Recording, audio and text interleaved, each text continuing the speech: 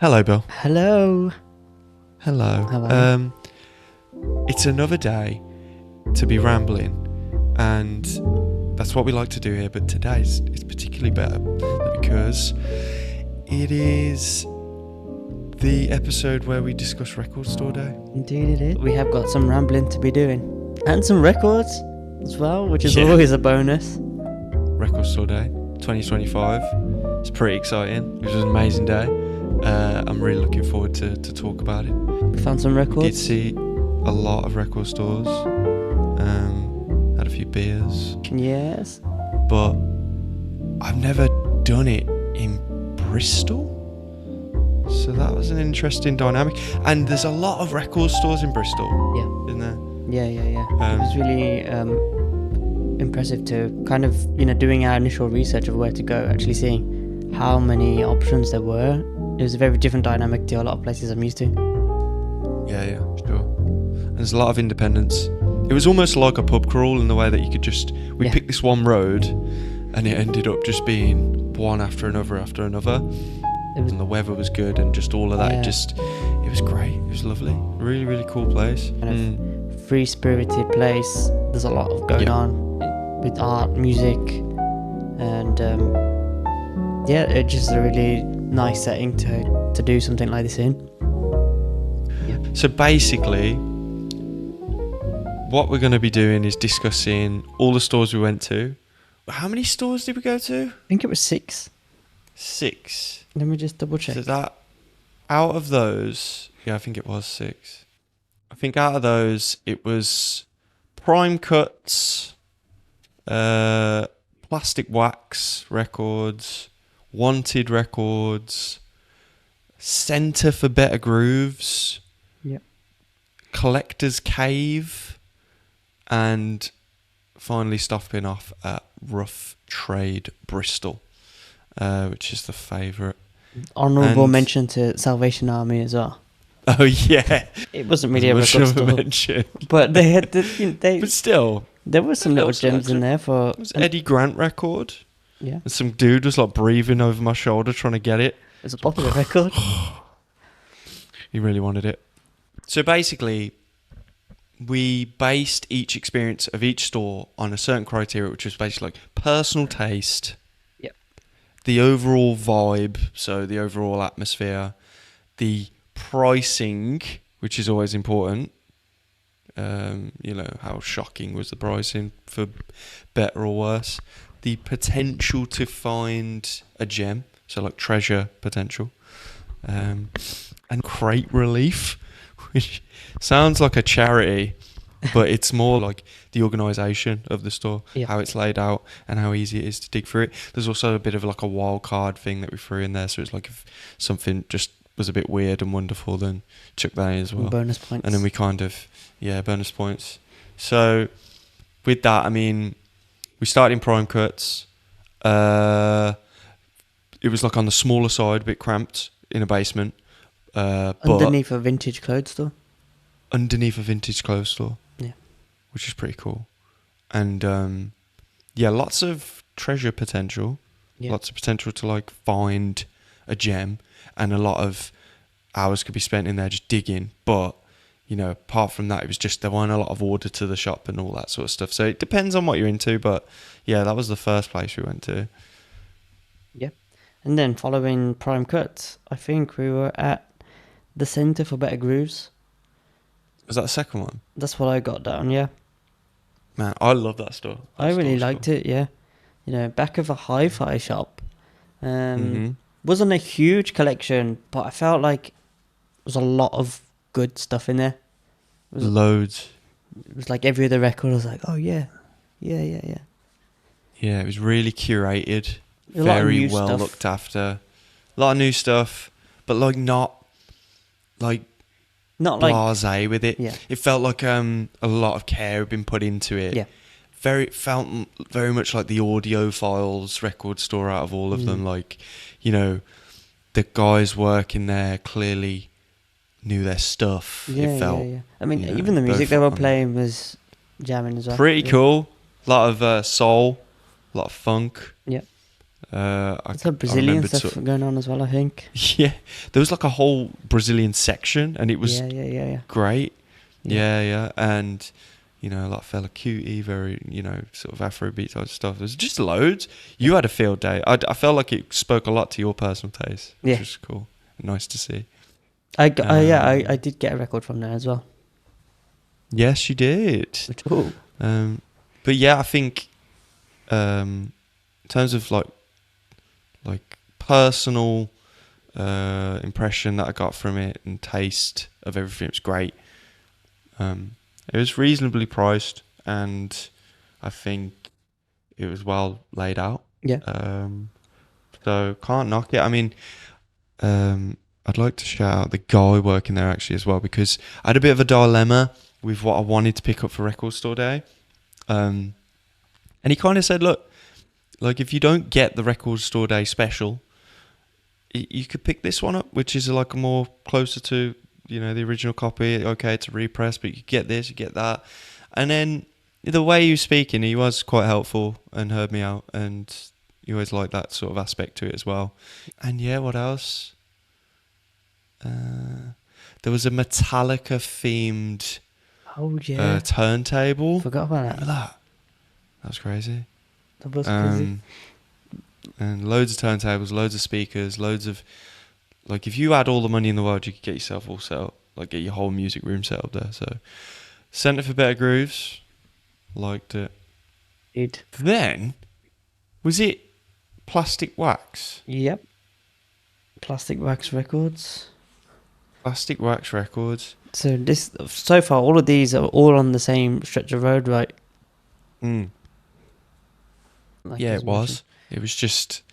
I think when we ended up just kind of, here's another one, yeah, sweet, oh, cool. And really? This one, it was running the mill. It was a good experience, but there was a lot. There was a massive big selection, yeah.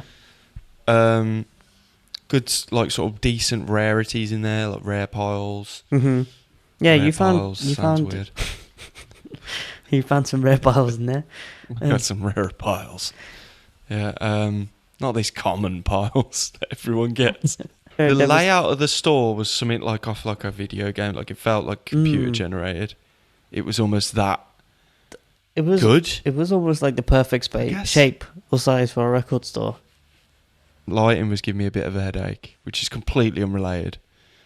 But if you're prone to headaches, I'm going to cut that, for fuck's sake. Be warned. I felt like it would be a good place to go if you're looking for like middle of the road, like rock album or jazz album, looking for a gift for someone or something. Probably a reliable place to find like that kind of thing.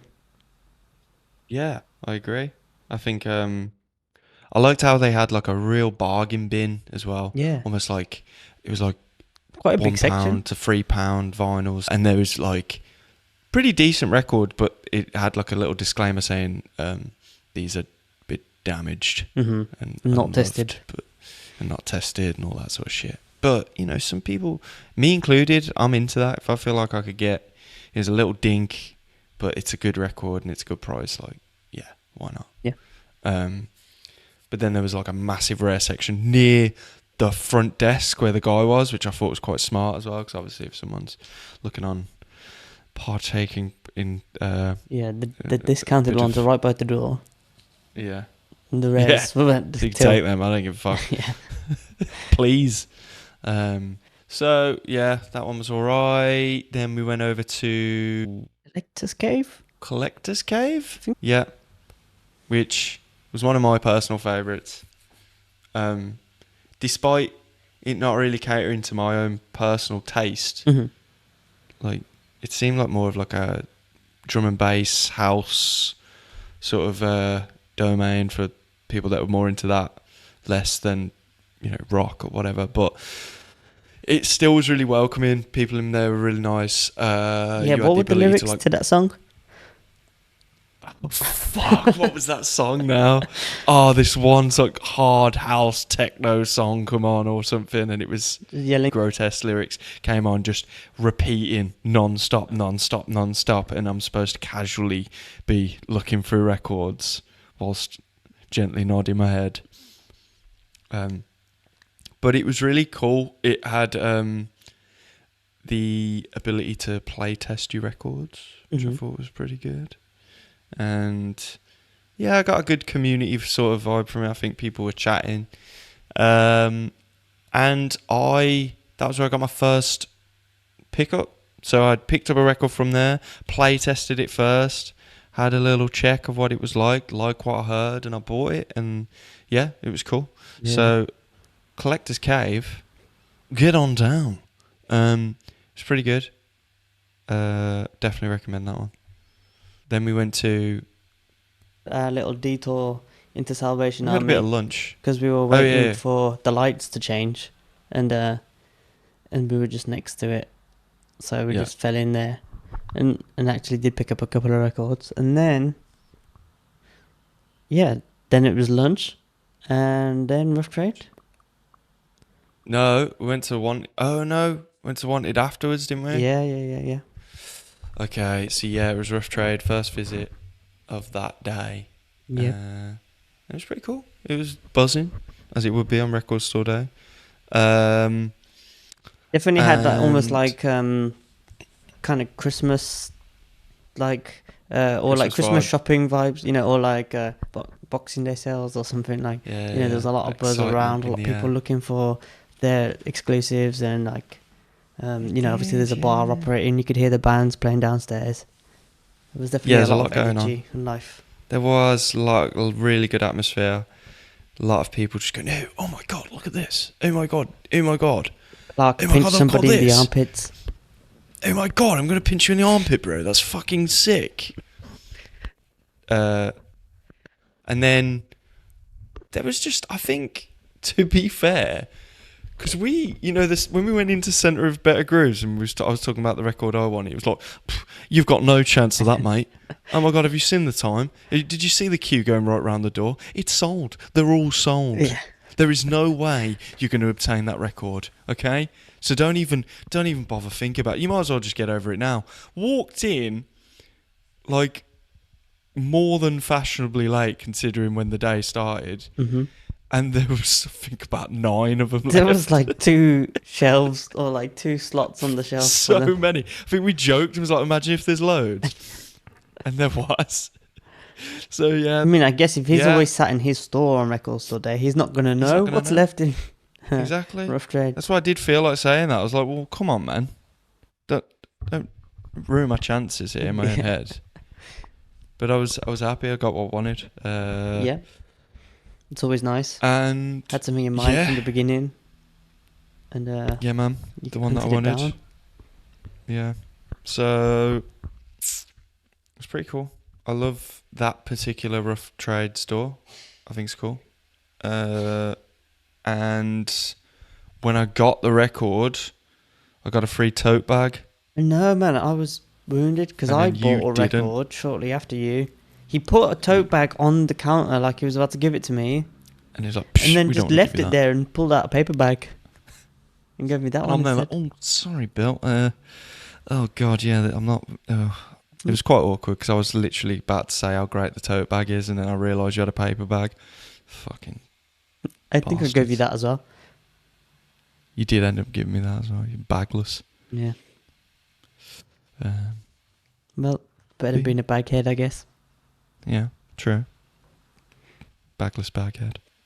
Oh, that's a sad story. No, not you. Not you. Someone else. Okay. So yeah, then we got some like dinner, had a drink, whatever. Started winding down.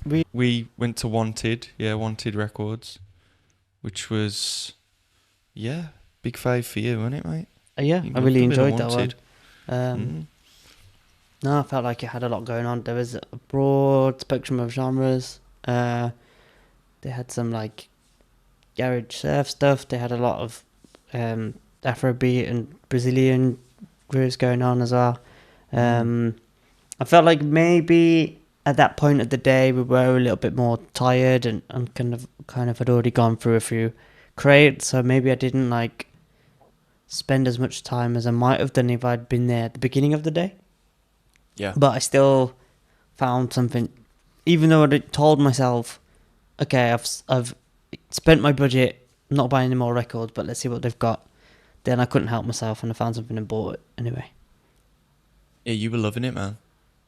And I was too. I really found the staff really friendly, and that guy behind the counter was probably the coolest looking dude I think I've ever seen. I think he's got to get wins. the points for the coolest record store. Coolest guy of the day. Yeah. Need a jingle. There seemed to be, quite a few people in there as well browsing, and it was towards the end of the day, and people were chatting, and he seemed to have a good vibe as well. What was cool about the guy? What was cool about the guy? Oh. I don't know why we're just brushing past the cool guy. Like, we're not going to talk about him for at least 5 to 10 minutes. Well, I mean, he had a nice cool haircut. mustache. I think he had a cool jacket on. Mustache. Was he wearing a red jacket? He had jacket? like a full suit, but it was more like it was like a velvety suede suit. Yeah. Like a cravat. He was saying hello to people as they walked in. Saying hello. He told me to have a nice day after I bought a record. Amazing. I mean, how much cooler can you get? It makes me look at myself and think, what the fuck's going on? And then when's the last time okay. Yeah, but now I did enjoy the store. There was another test play station. Yeah, they had which gets points. I think they had a couple of people on hand as well to help. Yeah, there's some cool conversations. Yeah. There's definitely a lot of laughs, a lot of enjoyment going on. So ultimately, it comes down to what was our personal favourites, and mine is going to be the one where everyone's rolling their eyes saying, what the fuck, Clark? I thought you cared about independent record stores. I thought, you had some sort of individuality. I thought you was like, fuck the system, and what about us smaller, more humble stores trying to create something more individual in this world? But I've got to go with Rough Trade. Nice. Explosion. Because I feel as if overall it catered more to Record Store Day, which is something we're probably going to go into a little bit more. And that's the kind of main thing we went. The layout was great. The atmosphere was great. I got what I wanted.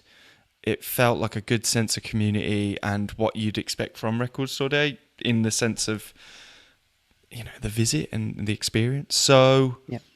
But it was a close first. I'd got to give it my, it only, when we was doing the points and all that sort of stuff, tightening up, it was only like 1 point off Collector's Cave. Mm-hmm. So if I had to give best, independent, it would be Collector's Cave. Yeah. I mean, so, for me, Rough Trade was my second, and it was only 1 point off the one that I chose first. So my favourite one was Wanted Records.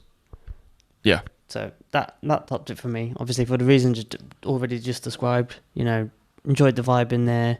The guy was cool. Felt like I could go back and spend a few hours looking at stuff in there. So I thought that was cool. The guy. Yeah, just spend a few hours looking at the guy. And if I'm lucky, I might hear some music. It was a cool store, man. Yeah, it was a really cool store. But yeah, like you say, with the Rough Trade thing, this is something I was thinking about earlier. I guess, as you say, it might seem like maybe the obvious choice or the more commercial choice based on the fact that, it has branches not just across the UK, but I think there's even one in New York. But, it's still not as corporate maybe as something like HMV. So it's still technically independent, I think, in that sense. And I don't think people should knock it just because it's successful. They've built a very healthy community, like you say, and they've championed the kind of records and, the label and, organising events and building everything around it. They provide a positive to the community overall. Yeah. I think they deserve credit for that still, despite their success in a way. Yeah. I think they've got a rich sort of history with the record label. Mhm. They've done a lot for records, and they still continue to do that. However, I do have my reservations with the store as well. I base that store being my favourite on the day based on my experience, but I think they could be, maybe personally speaking, maybe doing more for the community on something like a day like that for the live event aspect of it. I don't feel there was enough sort of promotion or effort gone into the experience of the live events. Mhm. Just on that day, at least. I know that they do a lot. They've got that big board where there's always sign-ins going on, or gigs going on, or meet and greets between people's favourite artists and stuff like that, which is great. But I'm talking about more grassroots stuff. It felt as if that fell a little bit flat, personally. Yeah. I mean, I guess for me, maybe because like, we weren't there at the beginning when it opened, and True. and Yeah, you're right. and there was some competition that day, I think, in Bristol. There was I think an all-day event happening elsewhere where a lot of people were, and not necessarily everyone that likes going to gigs is necessarily going to be buying records.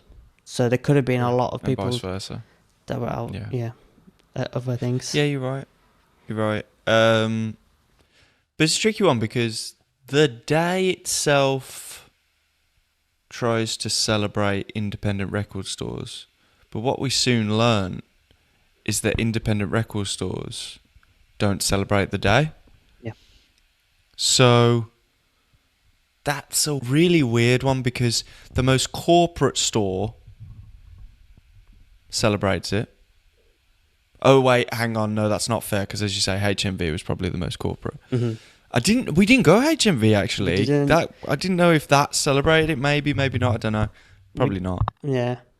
Because it's supposed I to be. think if you go on the Record Store Day website, you can see the list of official partners, and I think Yeah, and HMV is not on there. yeah, It'd be weird if it was. yeah, It just feels like it would be weird if it was. I don't know why. Well, obviously because it celebrates. Anyway, I feel as if there's a lot of reasons why independent stores have ended up. It feels almost like boycotting the day a little bit. yeah, I imagine that's through financial reasons because it must cost a lot of money to get that stock on board, or reasons around the intention of the day. Is it meant to be what it sets out to be in the eyes of independent record store owners? yeah. Was there a glory days part where a couple decades ago, when it started originally, was it intended for purposes that no longer exist in the opinions of those record store owners? I don't know, but I got a little bit of a vibe like that. I was asking certain people at certain stores about, the day itself or whether they were stocking anything, and they were like, no. I even got told no record store, apart from Rough Trade, stocks records for Record Store Day. Yeah. And from that, I got this impression of because we don't support it. I might be wrong, but I got that kind of impression. I think that there is a known criticism and maybe an avoidance of Record Store Day by some independents or keener record collectors, based on it maybe having become over commercialized. Yeah. So that is a valid point to keep in mind. But I guess from my perspective, I think overall the day still aims to celebrate independent records, and maybe the logistics or the practicalities of all the smaller independent record stores stocking 50 artists, or actually there's loads, there's so many releases that come out now on Record Store Day. I guess it's very impractical for a smaller store to fit that stock in, let alone buy it and hope to sell it. So, but that doesn't mean that people can't make of it what they want to. You don't have to buy into all of the commercial parts of it. Exactly. You don't have to buy the records. But what I found surprising was that the independent stores weren't even acknowledging that it was Record Store Day. Yeah. you don't have to get in the exclusives. It's not only about that. Yeah. About that catalogue that comes out, that list that you go, oh, what should I get? It's about like celebrating records and record stores. So I was a bit surprised to not go into the independents and see, like a banner saying Record Store Day 2025, or like Happy Record Store Day, or, we're doing this deal for Record Store Day, or I don't know, it just felt like a little bit the overall meaning of the day in the eyes of the independent seems like more driven towards that exclusive catalogue instead of celebrating it in a general sense, which I found quite surprising. Yeah. I can understand maybe their frustration, maybe, if they feel left out or they feel like it excludes them, and then they don't want to, in turn, promote it if they feel like it's not benefiting them or is harming them in some way. If it stung them financially, business-wise, they've seen some numbers drop on that day because of, what they suspect to be the bigger shops getting more out of the day. And, ironically, then the day is supposed to be celebrating the smaller stores or the independent stores. So it's just, there's a bit of irony there. So I can appreciate if I was a record store owner. It would be interesting to maybe dig into a little bit the business model of Record Store Day, the people who organise it, and what their incentive structure is, and why they're not able to include smaller stores more, even if it doesn't mean supplying or stocking exclusives, but somehow having a more just open celebration of the day as a day. Yeah, exactly. Why did it not? Well, we're talking about one day in one place. Let's stress that. We're not, blanket statement in it. But why in Bristol on that day did it not feel more like a general celebration? I guess that's a good question to ask.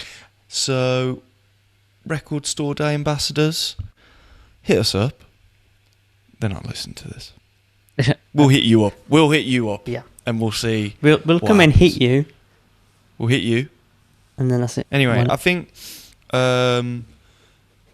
it didn't take away from the shine of the day itself. No. I still think it was our version of records. No, exactly. We don't need people to be telling us. We're, on the other hand, I think it was one of those where we set out to celebrate the day itself by looking at loads of independent record stores, checking out records, seeing what was going on. And we did, and it was great. And it's really cool. If you haven't been record store digging in Bristol, go, please. It's great. Highly recommended. Definitely. So, should we go into our picks? Yeah, let's do it. All right. How should we do it? First things first.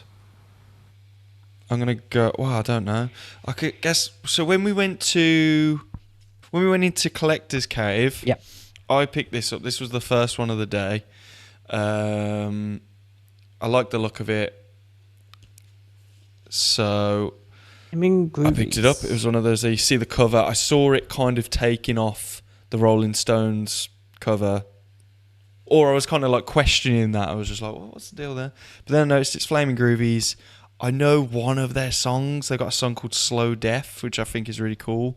And then I understood that they're like a early garage rock sort of band. So yeah, I thought it was pretty cool. 1979, cost £10, and it's got a lot of covers on, to be fair. Yep. But I think they were that type of band. They were like the bridge between, Beatles and like punk, like the Ramones or something. Okay. They were like the in-between, so a little bit more polished, but still had that sort of punk, edge, sort of early garage, sort of stuff. And Tess played it, and it's pretty good. Yeah. So that was cool, and that was in Collector's Cave, and yeah. Okay, so are we doing it in order that we picked them up in then? I guess so. So the first one I got was a bit earlier in the morning, and it was Marcus Valet. Da-da-da-da. Self-titled. Flabba-dabba. Self-titled, Marcus Valle. Yeah. Old friend of the pod. Well, yeah, we've had him on. I mean, Yeah, remember in the early days, the old Marcus back Valle in the day interview? when we played one of the songs from this album. We did play one of the songs, and it was, what's the song? Estrella? That's right, yeah. Estrella. So this is Brazilian musician Marcus Valle, like Brazilian funk musician from. Well, I think he's been present over several decades, and I think this was released originally, I want to say in the 70s, but I'm not sure if it was the 80s. Mm-hmm. My bad. But what I do want to show you is I did get the limited edition green vinyl. Look at that. Is it blue? Is it green? It's maybe the light's not great, but it's the same color as his Juice. Juice. On the cover. So, you know, it's like you're getting a bit of Marcus's juice every time you stick this on. I think, there's nothing wrong with that. Why not? And I'm very pleased. I bought this from Centre for Better Grooves. Centre for Better Grooves? Yeah. Marcus Valle. Yeah. Then we went to Salvation Army, and I picked up Mozart's Symphony number 35 in D major. Nice. And it's also Symphony 39. Where did the other three go? I don't know. They just picked those two, I suppose. It's by a symphony orchestra in Hamburg. That's pretty much all I've got to say on it. I guess it's a very much a curveball pick. And yeah, there's nothing better than visiting like 4 record stores and then picking up some Mozart. Picking up a bit of Mozart. And how much did that cost you? Quid. £1. You know, I got a classical record as well. Look at that. I've only listened to one side so far. I'm not claiming that I've been sitting here studying classical music. It's on the Davenport with the smoker's jacket on. Oh, you should have seen me. No, so I got Bach and you might know this one. Toccata and Fugue in D minor is the first track on side 1. Oh, yes. And I'm joking, but you would actually recognise it. Oh, really? Yeah. Can you hum it? You know what? Every time I go to hum it, I hum the wrong song. Do your best. Wait. Don't listen to it. That's cheating. I'm not listening to it. You are. Okay. You are listening to it. No, I'm not. You know the organ song that goes. Yeah. So it's that one. So you might think. You might be looking at me thinking, what a nerd buying a classic. Isn't that like very similar to the Phantom of the Opera? I don't know. I haven't actually. I bet any classical music enthusiasts are fucking mad at that. Seething. I haven't. I've never seen any version of Phantom of the Opera, unfortunately. So you don't remember that? We should hum and sing more on this podcast. We should start a singing podcast. Fuck. But no. So the reason I picked this up actually is far more nerdy than you might even imagine from the surface of it. I bought this because I was reading a maths book once, and it was speaking about the genius of Bach's fugues. So, just for the benefit of anyone who doesn't know what a fugue is, I didn't know how to look this up and had to double check the definition before coming on because I always forget. But it's like you have like a phrase of music, and then a bit later on you reintroduce that phrase again, but like in a different pitch, and then you kind of end up layering on these like variations of the same phrase, and then you end up with this really complex composition.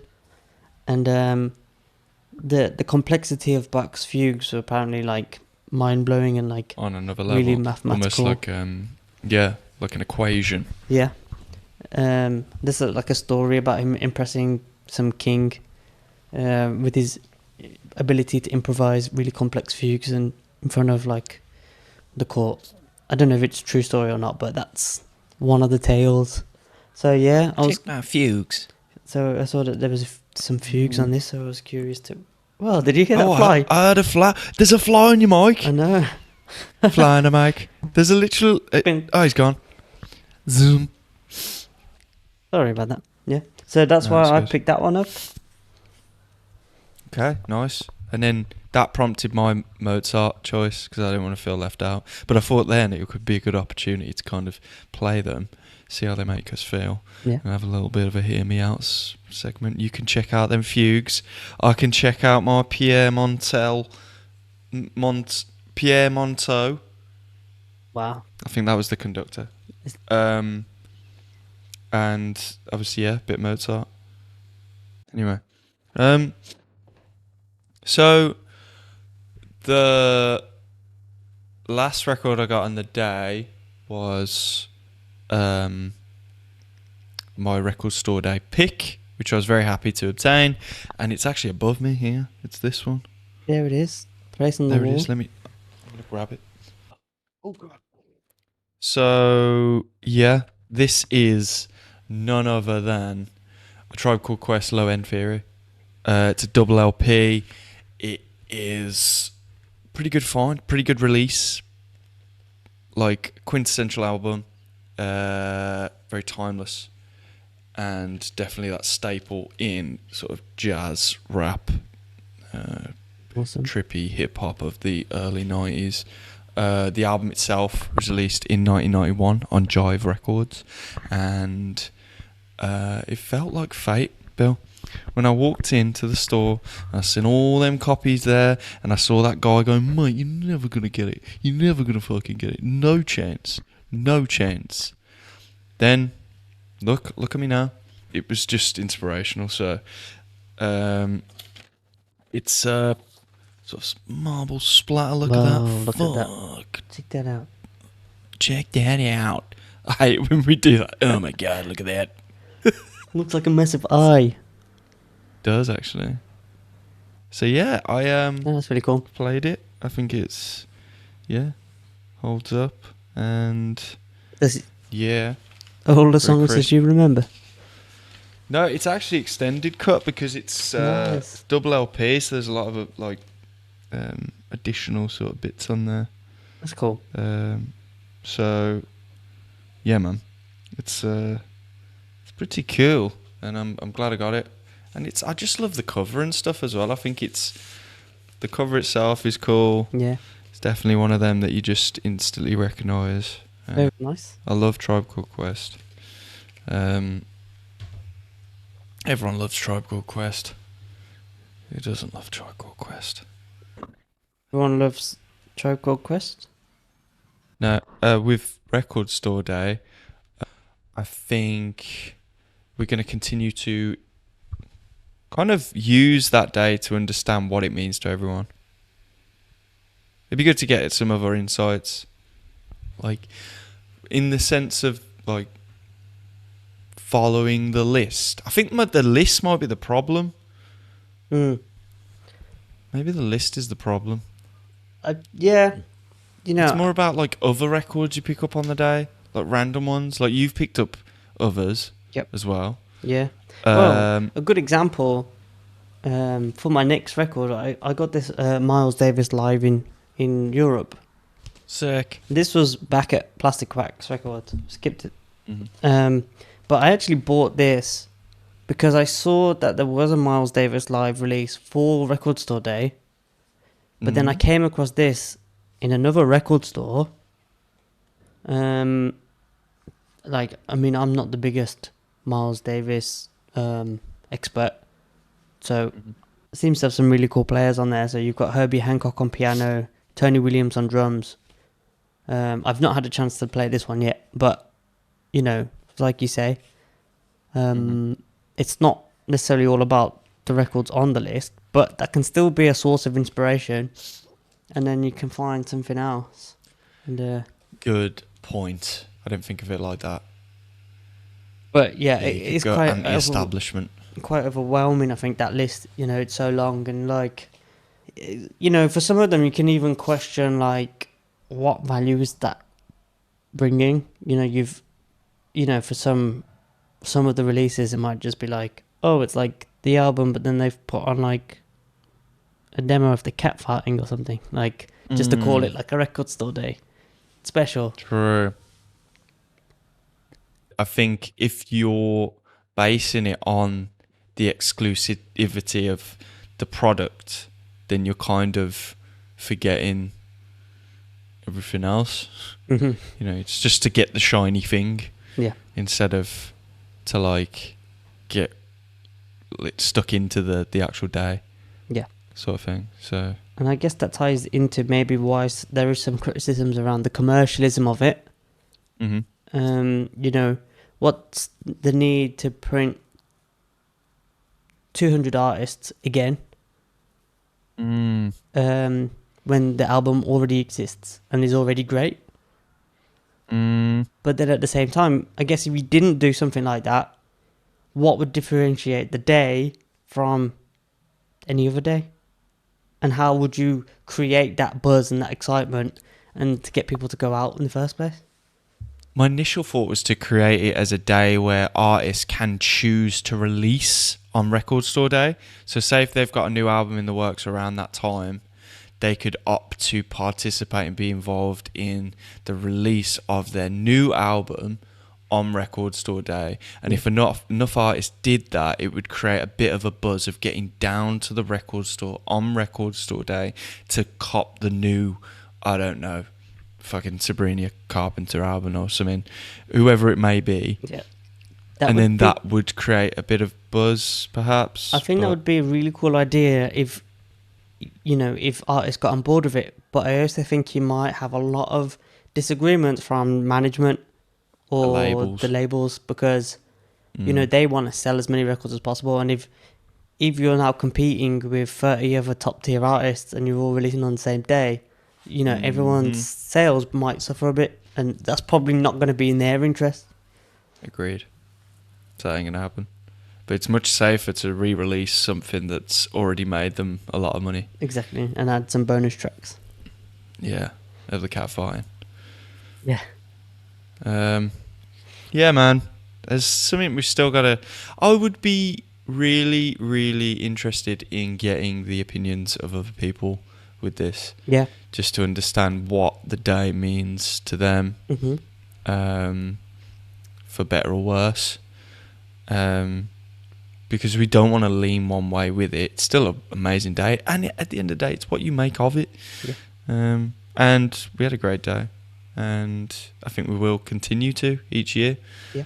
So, I think ultimately it's what you make it, and maybe don't look into the list so much is what I'm thinking.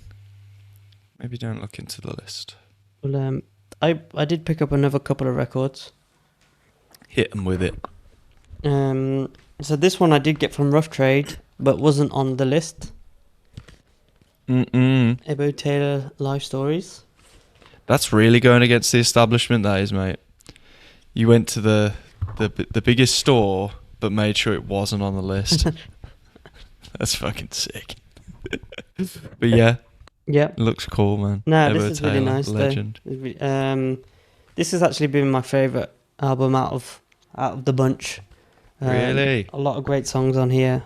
And it's a nice double album as well. It's got a nice inside sleeve. Tells the story of Ebo Taylor and his youth in Ghana and moving to London. Working there for a while. Collaborated with Fela Kuti in London. And then was inspired by Fela and him moving back to Nigeria to move back to his hometown of Ghana to try and grow the music scene back in his hometown. And another little interesting nugget that I found out inside the sleeve is that he collaborated with another Ghanaian guitarist, which I didn't realise at the time, but was the other record that I bought. No way. Ambole. And so he's also a Ghanaian guitarist. What a segue. Yeah. Fucking sweet segue. So there was a period where him and Ebo Taylor were in a band, and actually one of the band songs is on this record, which is really cool. And yeah, I bought this album, as I mentioned, at Wanted Records after I thought I wasn't going to spend any more money. I remember coming across this album before online, and then making a note that I wanted to buy it. And then Didn't you literally put it in a playlist that was like albums I need to get or something? yeah, it was albums to look for, and so far it is the only album on that playlist. I think I've kind of forgot Completed. about the playlist afterwards, to be honest. But Yeah. but I found it, and I bought There it. you go. Completed it, mate. Yeah. If I was going to recommend a song off this one as well, I'd say check out It's High Life. It's High Life. It's High Life, yeah. Okay. So I just thought I'm I'd gonna play throw that. that in there. Nice. Yeah. Okay, mate. So, but it didn't end there as well. So obviously we had a day. We found loads of records. We saw lots of cool things. Bristol's a really cool place. Soak up a It lot is. of vibes. Even if you do ask for dairy milk in the vegan cafe. I did that. Yes, I did that, and she hated me. I mean, She purposely brought your thing over first. you were waiting a long time for your croissant. A long time. I think it was just kept there. And you know what? Rightly so. I'm sorry. I had no clue I was in a vegan cafe. But yeah. You live and learn. But then end of the day was also great. So we topped it off with some live music. We did. So, We did. We went to Rough Trade, and there was a certain band playing there called Mass House. shout out to Mass House. Shout out to Mass House. Mass House UK. Really lovely guys. Yeah. I had a great time. I really enjoyed the gig. Yeah. And the guys are great. Obviously, there's a bit of a personal connection there because Billy is very good friends with them. And Yeah. I am now too. Yeah. So it was brilliant. Win-win. No, exactly. I mean, Mass House, old pals. Always a great show. Always a lot of fun. Big kudos to them because it was their second set of the day. They'd also played another event somewhere in Bristol. I can't remember the name of that. But it'd be cool to talk to them a bit about that, even when we get them on the show. Yeah, we said so. That'd be cool, and see what their take is on all these things we've been discussing, Bill. Mhm. But also, yeah, just to understand a little bit more about them as well, because they seem like a really interesting band. They've got a lot of history, in terms of other bands they've been in and things like that, in and around the Birmingham scene, because they used to live in Birmingham, now they live in Bristol, and there's a good tying connection between what we grew up knowing and understanding and what they did. And they seem like really great guys, yeah. So it was very fun. I'm very grateful. They were cool. I liked them. Yeah. I mean, it was wicked. It was wicked. Their music itself was like, how would you describe it? It was like electro, like it was synths. Yep. Mixture of singing, sort of my spoken word. There's a bit of humour in there. Mm-hmm. I've been watching them for years, and I've never been able to define them with a genre label, really. Yeah, like synth punk pop, maybe. Synth punk pop. I was going to say synth pop. But not pop punk. Synth punk, Like, but not pop punk. nothing like that. Where are you? No, it weren't that. Yeah. But like, it's just an amalgamation of, I think, different things, and it works really well. And they carry a lot of good energy. Yeah. No, shout out to them. And Good I think things. as well, Love it. like, they're a really good example of a band doing it themselves. Like, I'm pretty sure that they kind of manage themselves. They're very on it when it comes to social media and like marketing themselves and getting gigs. So kind of going with this ethos of like using music as a vehicle to enjoy life more and kind of take ownership of it. They really have done that. Yeah, well said, mate. Yeah. They're a good I agree. good example for any aspiring musicians or anyone looking to Yeah. Just get out there so and go do it. check them out. Yeah. Yeah, I think they did give off that impression. And they were cool. So yeah, I think that kind of wraps it up. Yep. Record Store Day special. And be looking forward to getting Mass House on one day. That'd be pretty cool. Yep. Really. I gotta stop saying that. What? Absolutely. Who, me? No, me. I just said it. No, you do. I do that. I do. I think you've got absolutely from me. I'm not sure. Everything. I'm like, absolutely. It's like, fucking shut up, man. I remember we flagged it as a word that we were overusing. Yeah. Probably a year ago. I mean, it's probably better than But yeah, true. Cheers, mate. But yeah, I think that wraps it up. Anything else, Bill? Any nutritional advice to the people? Maybe Record Store Day related. Record store related nutritional advice. Yeah. It's not niche. Don't ask for dairy milk in the vegan cafe, or you get a slap. Your own health and safety. Yeah. Amazing. All right, cool. Well, yeah. That's it. Follow us next week for more rambles, or don't. And yeah, see you next week, mate. See you soon.